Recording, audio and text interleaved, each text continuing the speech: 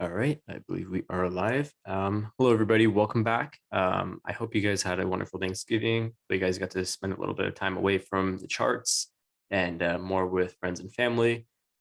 Obviously, we did have a bit of a surprise Friday with the news regarding the new variant for COVID. So we will be monitoring that closely.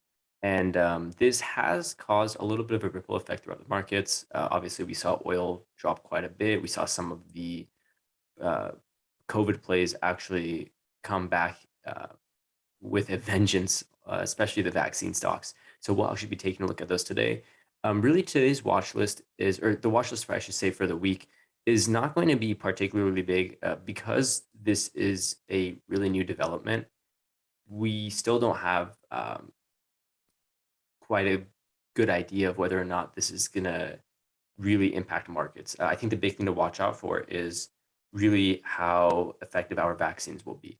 So if it turns out that, for example, the vaccine is not going to be effective against this new variant, then I think we could see a drop lower. And I think this would really be the time for us to maybe consider trading more of the plays such as Zoom or Moderna.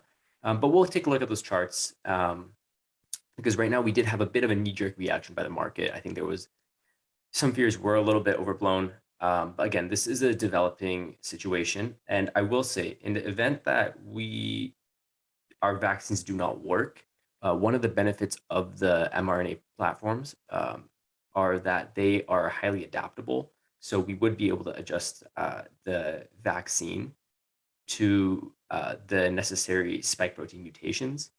But I'm not an epidemiologist. I'm not a virologist. So obviously, I'm just following the news just like everyone else. So we'll be following it closely. But we're just going to jump right into it. We're going to take a look at the major indexes first because we did have quite a sharp move lower. But some did fare better than others. So we're just going to start right ahead with the S&P 500 index. So overall, I mean, look at the broader term move. Is it something that's concerning? Not really. We had what, a 2.2% drop. I think a lot of us know that that's not the biggest deal. And obviously because, SPY has kind of just been chugging along. I mean, this is just continuous nonstop growth since really March of 2020, which is just absolutely insane. So I wouldn't be concerned. I mean, it was back in early October when we had some of those fears from Evergrande and the developing situation then where we touched the bottom of the channel, but I mean we didn't break it and we continued upwards, and this actually was a wonderful buying opportunity. So I mean potentially we could be dealing with the same thing because again we're not going to have all the information regarding the new variant for a couple weeks because it's going to take time for us to really better understand it and the potential implications it may have. So the market is really just going to be on edge right now, right? Trying to figure out, oh, okay, is this something we need to be concerned about or not? So expect some volatility the next couple of weeks. I guess that's what the big takeaway is. Really, right now, I mean, we are breaking our daily 20 SMA. So that is a little bit concerning, but it's not particularly the worst thing. Obviously, we did have this strong red candle, our bear flag. So let's see, the next level I would really be watching, I would say is probably around, let's see, now 45, 46. Oh, nope, it would be, okay. So I would be watching 45, 48.72. That would probably be our next level of support. If that falls, I wouldn't be surprised if we do touch the daily 50 SMA around 45.26. But if it does, I will potentially be looking at adding to many of my longer term plays. So that is something I would keep an eye out for. But yeah, really that number to watch out for, like we mentioned, is 45, 46 to 45, 48. If that does drop, expect us to test the daily 50 SMA. And if that does drop, again, we could be going lower, but I wouldn't be worried unless we break the bottom of this channel. And then I would be a little bit more concerned. Tech did fare quite a bit better. obviously because tech is a lot more adaptable. Um, and again, it's a very similar story. We still have quite a ways to go. I would be watching, let's see, yeah, 15, uh, 912.81. That's the level I would be watching. If we do drop there, I think a stronger level of support would probably be 15,704. And again, if we do drop, I would expect us to test a daily 50 SMA. So nothing out of the ordinary, nothing I'm particularly concerned about, to be honest. I would really just right now maybe hold off on trading things that are going to be heavily affected by this variant news. And what I mean by that is, for example, oil, right? Oil had a massive dump on Friday. And because we're still trying to figure out the potential ramifications of this virus, it probably wouldn't be the best to, be trading oil calls, right? Because I mean, you're really banking on the fact that, okay, this virus is not going to affect travel. And that is a very, very, very big assumption to make because, again, we still don't know. So I would maybe wait for that uncertainty to kind of go away. And then I would potentially be looking at, entering a, say, bullish position on oil. That's just an example I'm giving. Now we're going to look at the Dow Jones. We don't really trade many stocks in the Dow Jones in our group. Nothing against it, but a lot of these are more the quote unquote boomer stocks. Yeah, I mean, this chart is looking a lot uglier. Massive gap down. So, potentially could that gap fill? Yeah, I don't see why not. We would have to have some sort of good news catalyst, I would say. And it could fill. I mean, we did breach our 50 SMA. And let's see, just want to double check my indicators I have up here. Okay, volume's not going to show on these, but okay. Yep. Okay, so we did breach our daily 30 SMA, daily 10 SMA, gapped all the way down, reached our daily 50 SMA, and our daily 20 SMA. So again, we could go lower. I wouldn't be surprised if we do test our daily 200 SMA. But what level I would probably watch for decent level of support. I would say about 34,510. 0.91. That's the level that I would be watching. Next up, we do have the Russell 2000. We do follow this one closely because many of the stocks that we do play are, growth stocks, the lower cap stocks. I mean, it's just been rage bound since really, I mean, since February, right? And we've just kind of been going back and forth and back and forth. And then, we started finally making the higher lows and we were gaining momentum and a massive momentum here. And then boom, just completely dumped. So actually, our higher lows are still intact. So this is something that potentially could be an opportunity, but we will have to see. Right now, I would like to see the Russell stabilize a little bit at least. I don't want to play something that's currently breaking down. I'd rather wait, and sure, my return might not be as great, but at least I am more confident in my trade, right? So levels I would be watching for the Russell 2000. Let's see. I would say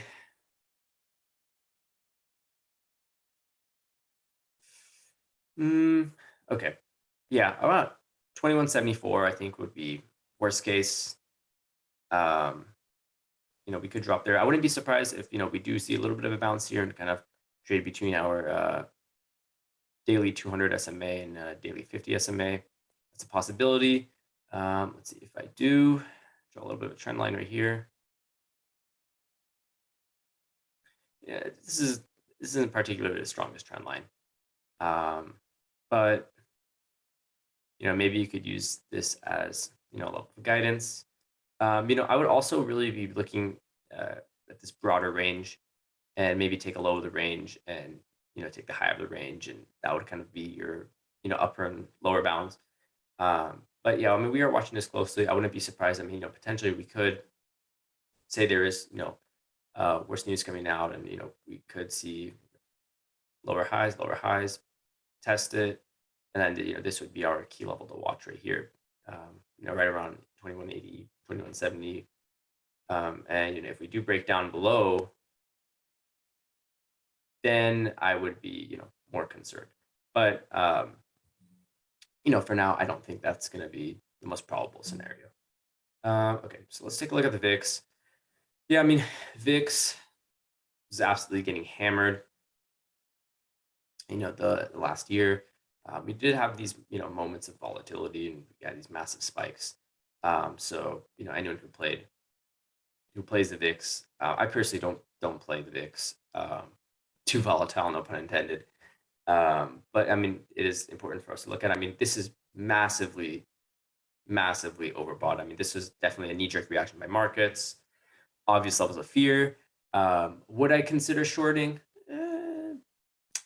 Maybe playing puts on this potentially, right? I mean, we do have a rough triple top right here, so that would actually be a strong level you could potentially play puts in, and maybe we will, play puts on, for example, UVXY or something like that. But yeah, I don't necessarily see us going higher unless we get like a worst case scenario with the vaccine news. But even then, like with the vaccine news again, and we're going to talk about this later, those RNA platforms are highly adaptable. So we would be able to get out a modified vaccine to adjust for that variant if needed. So VIX, I wouldn't, this isn't really screaming to me, buy calls on this, right? Triple top, probably not the best thing to do, not the wisest thing to do. Maybe, if news does break out, what you could always have is, you could have like your little news terminal on the side, and you could just be watching the VIX. And then the second, like say some good news comes out saying that, oh yeah, vaccines are completely effective, buy a ton of puts on VIX, not financial advice, highly risky, but you could get some crazy good returns. So that's an option. Let's see, dollar index. We don't really track this too much. I mean, what's interesting to note is dollar index has been in quite a strong uptrend, and that would make sense. I mean, there's talks of tapering, and obviously, we have been dealing with persistent inflation, so that is all the more reason to taper. But it is interesting to note that historically, when the U.S. dollar does find strength just before a Bitcoin rally, we do see a little bit of strength in dollars. So possible bullish catalyst for Bitcoin, maybe. And then we're going to go ahead and just take a look at our watch list for this week. It's actually really only about 4 stocks. Again, because this is such a developing situation, there aren't a whole lot of plays that I'm looking at. I'd rather wait and see what the news says about this variant, and then we can kind of go forward. But these are 4 that are, going to be highly traded, I think, this week. So there's some good opportunity there. And what we will probably do is, let's say news does come out about the variant, and, good or bad, whatever. But we can also release a watch list after that news has broken, so we have a better and more clear direction. But sometimes the best thing to do is just not to trade, right? Just to sit on your positions and just kind of observe from the sidelines. Nothing wrong with that at all. But obviously Zoom. So Zoom is actually really interesting. I mean, we were looking at playing Zoom in our group for quite some time, but the main issue with Zoom was really that question of, okay, even in a post-pandemic situation, I mean, is this something that we want to play? Because sure, they do have strong free cash flow, and growth rates weren't bad, but a lot of it obviously was driven by COVID. But then also there are other competitors. For example, Microsoft Teams is widely used. We have Google Meets, Google Chats, right? So lots of competitors are kind of eating into Zoom's business and have really caught up. But yeah, I mean, obviously have a downtrend here. We did open higher. We did gap up, but then really quickly that gap did close. But I mean, there could be a potential trading opportunity here. I would be watching for that gap to fill right around 218.99, so roughly about $219. And I mean, Zoom has just gone absolutely crushed, like absolutely destroyed. I mean, look at that RSI is below below uh, below 30. I think at one point, let's see, what was the lowest? Yeah, I mean, RSI was daily RSI was literally 17 at one point, which is just insane. So, stock got a little bit of love, but I would be watching for that gap to fill, and potentially, I mean, this would be something that I would be playing, for example, off of the hourly chart. Gapped up, filled the gap. We do have our daily 30 SMA moving above our um, daily 50 SMA. Whenever you have your shorter period moving averages moving above your higher period moving averages, that actually does tend to be quite bullish, and it does create a stronger level of support. So that is something we could be watching for, potential hourly bull flag forming, and we could take this to, for example, potentially 235. If there's a worst case scenario with the variant, might move zoom higher, potentially up to the hourly 200 SMA right around 246. So that's something that we are watching. Really, the next stock that we're going to watch for this week is Moderna. Massive, massive, massive move up. I mean, whoever had call options on Moderna made bank. I was looking at some of the premiums, and some of them were up like over 6,000%. It's insane. We actually coincidentally had traded Moderna about a week and a half, 2 weeks ago, and we took about 69% profits on it, and we were satisfied with that, because if you look at before this news came out, Moderna was actually looking like a short. I remember I was talking with Eddie, and we were actually considering shorting Moderna because this chart, I mean, it did not look very pretty. Now, full disclaimer, I do not have a current position in Moderna, but I am fairly bullish on them. I think their RNA platform is truly, truly incredible.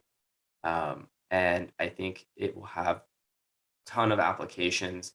And I really don't see it as a COVID play, to be honest. I think the COVID vaccine was really just something that got it out into the spotlight, showed that the technology could work, and gave them a ton of cash.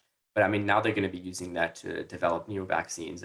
Potentially, we could have an HIV vaccine down the road, which would be absolutely incredible. So, this is just one biotechnology company that I am looking at for long term. And also, I mean, their price to sales ratio is pretty healthy. I like it. It's not too bad for a level of growth that you could get. But I mean, it is volatile, so that's something to consider. But I mean, Moderna, before that gap up, we were looking at shorting it actually. But right now, I'm going to go ahead and remove this. Right now, I would be looking at Moderna. Let's see. This is kind of a tough one because, again, this is going to be heavily news based. But we did have that gap up. I would not be surprised to see if news does break that, for example, that our vaccines are effective. Honestly, the effect could kind of be negligible on Moderna. I think it would show, one, that their vaccine works, so people will continue buying it, right? Countries will continue buying it and using it. But number two, if the vaccine does not work, they have already announced that they will be able to modify their vaccines and get it out. And I think about 10 weeks is what they said. So I think both cases are actually not very bearish. I think both cases, if anything, are quite bullish. So really all we can look at is just price action. We did have this massive, massive move up. And at one point, yeah, we did test a daily 20 SMA, which is insane. And then we did come all the way down lower. What I'll be watching for tomorrow at open is if we can hold 313.53. If we can hold this level, then I would be potentially looking at the hourly conditions, maybe even 5-minute conditions, and I would be looking at taking a potential trade there. And then I would just try to take it back up to this wick right around 351. That is something that you could potentially do, and then maybe take your profits and see how the news reacts to it. But I mean, again, our RSI is highly overbought. Now, when something is overbought, that doesn't necessarily mean short now. Actually, in many cases, that simply just means that our RSI is overbought, so more people are buying the stock than selling it. So there is quite a bit of sustained bullish momentum. I remember one thing that we were watching actually was moves in the RSI actually. There was this trend, this kind of downtrend, and it was just unable to break. And we were watching that, and I mean, look at this breakout on the RSI. And this break on the MACD as well. So I think there is a lot of bullish momentum on the stock. This is not something that I would be looking at shorting. Definitely not. I think there's just too many unknowns and too many variables, but that is potential stock we are watching for this week. It's a very, very, very similar situation with BioNTech. Actually, last week's watch list, if you guys saw, we noted that BioNTech actually had a breakout, and we were looking at playing options on BioNTech. Now, we actually did not end up doing that. We found some other opportunities instead that were a little cheaper, because the options premiums are a little pricey on this, but we did have a massive breakout on BioNTech, I believe, on the weekly chart, if I'm not mistaken. Yep, massive breakout on the weekly. This is actually quite a healthy breakout too. I mean, we had a breakout, we had our confirmation. So, BioNTech right now, though, I will say, watch 374.84. That would be a potential triple top. So that is the level that I'm watching. If we fail to break that, I don't know if we could see much more upside. Again, I'm probably not going to be shorting, BioNTech and Moderna, because I just think that they have quite a few, bullish catalysts, regardless of whatever direction this variant takes. But if you are, that is a level that I would watch, 374.84. And lastly, we do have Teledoc. Now, Teledoc, I'm going to get rid of this little drawing I had over here. So Teledoc is an interesting play. Many people were saying, oh, telemedicine is simply just going to be a COVID play, and it's going to go out of flavor and all that stuff. But if you look at their, for example, adoption rates, continuously increases quarter over quarter. So that can kind of tell us that this is not a COVID play, but COVID certainly does help the stock. There's no question about that. Teledoc has just had an unreal run and just a complete, crash and burn. And actually, we did finish below the daily 200 SMA, weekly 200 SMA. We finished below the weekly 200 SMA, which is mind-boggling. I find very few stocks at this level. But we are shaping up for a potential Morningstar reversal on the weekly, or a far from moving average trade, as they say. So this is something that I would be watching as well. Disclaimer, we do have a full position in Teledoc. Coincidentally, we actually took a position on Wednesday. And this is a long-term position. But obviously, daily overhead resistance is strong. But this is a stock that I would be adding to your guys' watch lists. I think the best way to really trade this is really just a long term. And let me see if I can actually draw this trend line right here. Notice, let's see. Yeah. Okay. We actually bounced right off of this trend line. It's weekly trend line. And we have 1, 2, 3, 4, 5 hits on it. So that is actually quite a strong trend line. So this is actually not a bad entry point. Again, not financial advice, but something to consider, and something that we are taking advantage of in our group. So Teledoc, again, I would watch for that close. As long as we get a close above 108.27, I think this week is going to be very strong week for Teledoc. Again, the RSI is a very similar situation as Zoom, absolutely crushed. Now just starting to make a recovery. And with a price to sales ratio of below 9, this is potentially a value play now, not even just a growth play. This is just a value play. So again, we are pretty heavily oversold as well. We do have a break outside our Bollinger Bands. So again, overhead resistance is strong, but if we could overcome that, daily 10 SMA, wouldn't be surprised if we see a move back to 130s. So that concludes our watch list for the week. Again, if we do get more news about this variant and we have a little bit more clarity, we will definitely release another watch list with more of the other plays that we are watching. But for now, Eddie and I decided to just focus on these COVID plays right now because they are probably the most clear out of everything else. But again, if you guys want to get access to our trades before anyone else does, and access to this watch list, which this watch list is actually being recorded on a Sunday, and it will go out to everyone on the Sunday. So before the market, they will have their primer for the week and have all their briefings as well.